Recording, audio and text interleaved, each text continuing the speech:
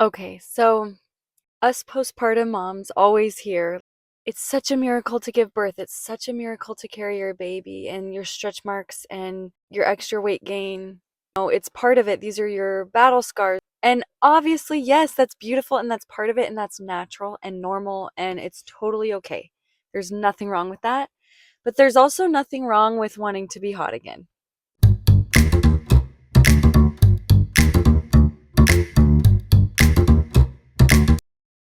I think I don't know why we're like further guilt tripping moms into feeling bad for wanting to be hot again and feel like themselves again. You can have both. I think it's easy for us to become obsessed with our weight gain or obsessed with how different our body looks. I'm here to teach you how to glow up again, how to feel like yourself again and come back even better, even hotter, even more confident than before, but without the stress and without the unhealthy mentality around it. So, I just want to start off by saying that two things can be true at the same time. You can be completely overjoyed with what your body has done and super proud of your body and feel like a complete warrior and like boss and still want to feel hot again. There's nothing wrong with it. I want to talk about how to do it in a healthy, stable way. So first and foremost, I want you to get in your head. It's not about where you want to be. It's not about like focusing so hard on like how much weight you want to lose or XYZ. Like you want to look better, feel better. I think it's important to, instead of obsessing about that and not feeling happy until you're there, I think it's important to figure out the things that you need to do to get you there and focus on those in a calm way. It's not about how fast you're going, it's about what direction you're going. And so, if you are slowly but surely doing the right things that are going to get you to your goal, that's all you need to do. And I think so often we want to like be there right now and we want to be there yesterday, right? Like we don't want to have to wait to get where we want to be with our goals. But I think it's so important to give yourself grace and give yourself a large amount of time. In fact, don't even put a time limit on it because that's going to cause an unhealthy relationship with your body. Instead, just ask yourself, okay, what things do I need to do? And then start implementing those in your life in a very calm and reasonable way. Okay, so for example, let's say you want to lose some weight. Start with the end in mind. You can go on ChatGPT or you can have like a health coach or a nutritionist calculate how many calories you need to eat per day or how much exercise you need to do per day, and then create a plan from there. Have a set time, and everybody's schedule is different. For me, I like to wake up early before my kids when my husband is still home with them and go to the gym, and I know that doesn't work for everybody. I think it's so great to just even do home workouts or get out on a walk with your baby or get outside, let your other kids play and you walk around at the playground or whatever. Like do something that can fit into your lifestyle, but make a plan and stick to that plan. I highly recommend counting your macros just for a short time. I don't think that that is a healthy way of life. Food is art, food is an experience, and it's not meant to be boiled down to just numbers and calories. Life is so much more than that. However, I do think that that gives you really good data and it helps you to know what you're eating. So I would recommend counting your calories for about 2 weeks and just get a good baseline and get a good feel for what you're eating. And then from there, move to a more intuitive style. And that's really going to help you lose weight. And again, just use ChatGPT, plug in your age, weight, gender, and it will calculate exactly how much you should be eating per day. But again, don't allow this to become an obsession. Just use it to gather data, and then you can go into a more easy lifestyle of eating without tracking and just have a better idea of where you're at. Okay, so honestly, after I had my first baby, like looking back at pictures of my pregnancy, like I just look very different. And I think when I was pregnant, I kind of used it as an excuse to go crazy and not really have any accountability, which again, you're only pregnant a few times. Like you got to enjoy it. Postpartum, I had a lot of time on my hands. Like I wasn't working and I was able to be home with him for a while. And so it was just him and I. And what I would do is I would just eat mostly whole foods and I would go on like an hour walk a day. And then in the mornings I would lift weights. And that without even really like tracking anything or um being like super intentional. I was intentional and I did do those things every day because I felt like it was good for me. I feel like my weight really came off pretty quickly and I just felt really good. And I felt like I was starting to gain some muscle from the weightlifting and I just really started feeling really good about myself. So I'm a huge advocate for using your workouts, like when you're doing a workout, focus mostly on weights and resistance training because that's what's going to build muscle.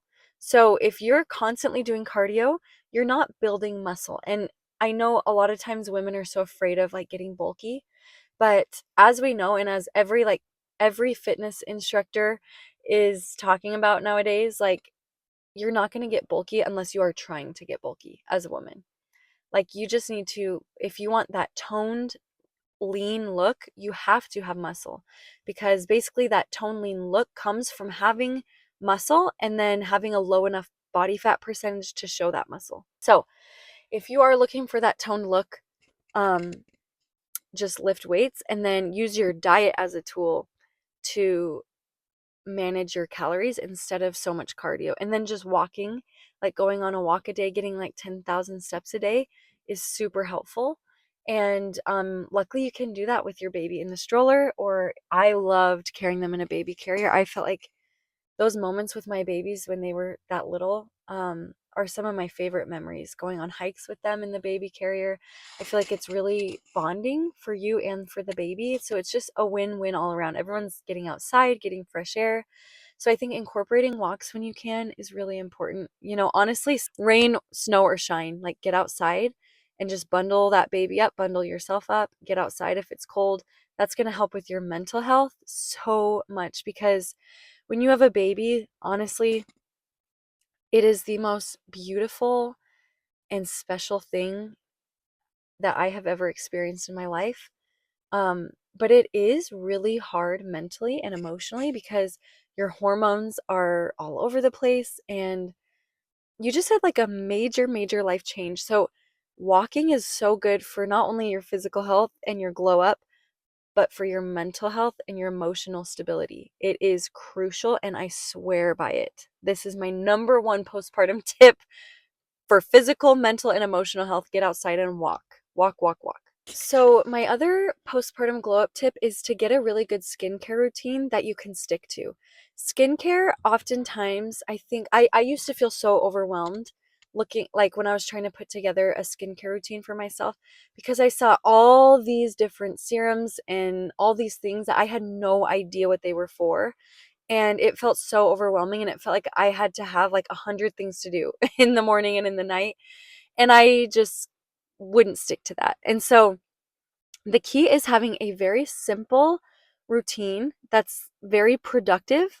It like packs a lot of punch for not so many things, so many products. Um, start doing research on your skin type, and everyone has different skin concerns, whether that be acne or wrinkles or aging, sunspots, pigmentation. Everyone has different concerns, and that's gonna lead to different, depending on what your concern for your skin is, you'll want different ingredients in your skincare products. So start doing research. There's a few good channels that I can link below that have helped me to learn so much about skincare. There's a lot of really good dermatologists out there that have good YouTube channels, and I would really recommend watching some of those to put together a routine. For my routine, I'll tell you exactly what I do. It's pretty simple. In the morning time, I just wash my face with water. I don't use a cleanser in the mornings. And I put on a vitamin C, a moisturizer, and a sunscreen. That's my morning routine. And then at night, I do a little bit more. I wear makeup and sunscreen in the day, so I always do a double cleanse. So I'll start with an oil cleanser just to break down the sunscreen and the makeup, and then I'll go in with a normal cleanser to really cleanse my skin. Then from there, I will use a retinol most nights and a toner and then a moisturizer. And sometimes a couple nights a week, I'll switch out my retinol for a chemical exfoliant. And I should say that I'm no longer breastfeeding. If you are newly postpartum and you are breastfeeding, don't use a retinol. Instead, you can replace that with a glycolic acid, or you can find other alternatives to use. But retinol while breastfeeding is, I guess, is not recommended. I know I kind of touched on it, but I want to highlight on this. Wear sunscreen every day. That is like the number one thing to help prevent aging in your skin. So, sunscreen is huge, skincare is huge, and I attribute a ton of my postpartum glow up to actually caring about my skin and washing my face every night. I know you're tired. I know, trust me. I have 3 kids under the age of 5. Like, I am exhausted, and oftentimes that's the last thing I want to do. But if you just make yourself do it for a couple of weeks, it becomes second nature and you just do it every night. It's like brushing your teeth. You just do it, whether you're tired or not. And if you're consistent with it, even the simple skincare routine that I just said, that I just told you that I do, you will see massive results.